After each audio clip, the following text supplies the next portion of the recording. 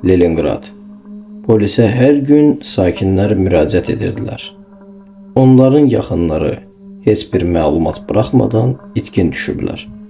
Ata, ana, oğul, nənə.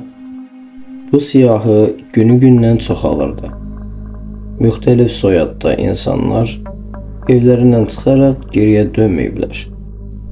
İlk olaraq Dmitri Barayev itkin düşüb.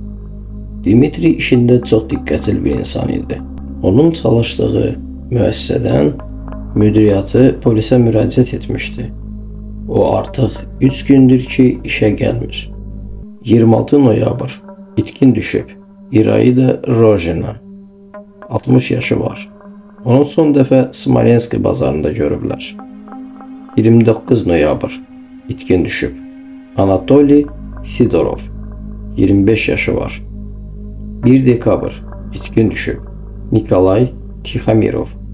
23 yaşı var. Onlar hamısı evdən çıxaraq geriyə dönməyiblər. Artıq 2 ay ərzində 29 nəfər itkin düşmüşdü.